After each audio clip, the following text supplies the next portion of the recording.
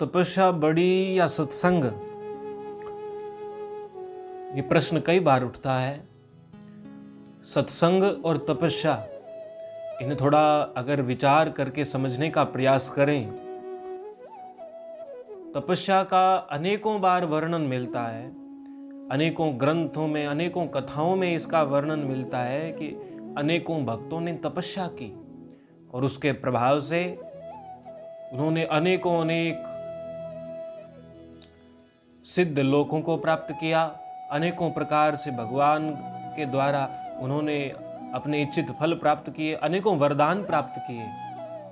और सत्संग की भी बड़ी महिमा सुनने को मिलती है, लेकिन इनमें से श्रेष्ठ किसे माने, इसका निर्णय कैसे हो। एक कथा आती है कि महर्षि विश्वामित्र और महर्षि वशिष्ठ, इन दोनों में एक बार इसी बात को लेकर विवाद छिड़ गया। विवाद इसी बात का था कि सत्संग बड़ी है या तपस्या। महर्षि वशिष्ठ जी का कहना था कि सत्संग बड़ी है और विश्वामित्र जी का कहना था कि तपस्या बड़ी है।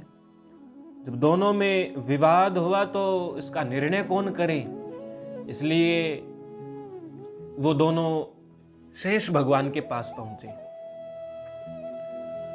तो वहां पहुंचकर उन्होंने अपनी वो बात बताई।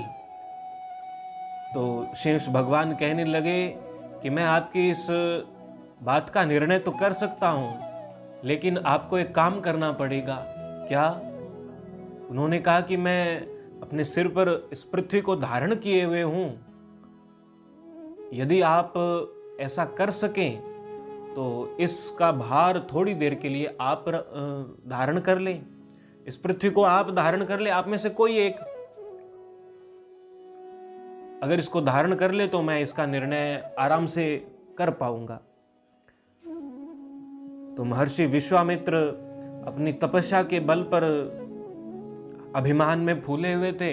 उन्होंने कहा मैं इसे धारण कर लेता हूं, और उन्होंने अपनी 10,000 वर्षों की तपस्या के फल का संकल्प करके और उसको धारण करना चाहा। जो ही पृथ्वी को सिर पर धारण करने की चेष्टा की, उसी समय वो पृथ्वी कांपने लगी, शरीर भी कांपने लगा, सारे संसार में तहलका मच गया। उस समय महर्षि वशिष्ठ जी ने कहा कि मैं प्रयास करके देखूं। तो उन्होंने अपने सत्संग के आधे क्षण का फल उसको संकल्प करके और फिर उसको धारण करना चाहा, तो सहजता से पृथ्वी को धारण कर लिया और कुछ देर तक वो धारण किए रहे। थोड़ी देर बाद शेष भगवान ने उनसे निवेदन किया और कहा कि अब मैं स्वयं धारण कर लेता हूं। जैसे ही शेष भगवान स्वयं पृथ्वी को धारण करने लगे तो विश्वामित्र जी ने पूछा कि भगवान, आपने निर्णय तो बताया ही नहीं। शेष भगवान हंसकर कहने लगे कि निर्णय बताना अभी शेष बचा ही तो नहीं, निर्णय तो अपने आप हो चुका है। आपने तपस्या के बल का प्रभाव भी देख लिया और सत्संग के बल का भी तो प्रभाव देख ही लिया। और इस घटना को जब इसका अंतिम रूप आया, तब दोनों महर्षि हंसने लगे। कारण यही था कि दोनों ही महर्षि बड़े विद्वान थे, दोनों ही बड़े ज्ञानवान थे, दोनों ही तपस्या और सत्संग का महत्व भी जानते थे। लेकिन ये सब तो एक अभिनय था। वो तपस्या और सत्संग में सत्संग के प्रभाव का वर्णन, सत्संग की महिमा का वर्णन करना चाहते थे, उस महिमा को प्रकट करना चाहते थे। इसके लिए ये केवल एक अभिनय मात्र था। लेकिन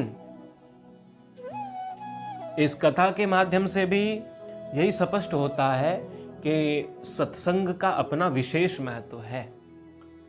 अच्छा, तपस्या करते हुए भी अनेकों कथाएं आती ही है, उनमें अनेकों भक्त लोग भी तपस्या करते हैं, ऐसा वर्णन मिलता है। अनेकों राजाओं का वर्णन मिलता है, अनेकों दैत्यों राक्षसों का भी वर्णन मिलता है।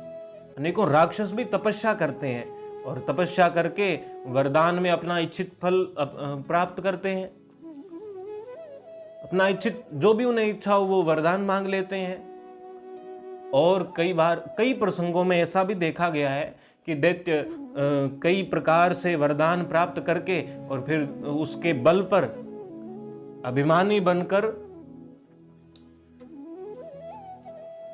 प्रजा पर अत्याचार करते दिखते हैं, और जिनका नाश करने के लिए स्वयं भगवान को बाद में अवतार भी लेना पड़ता है। अनेकों प्रकार की लीलाएं होती है।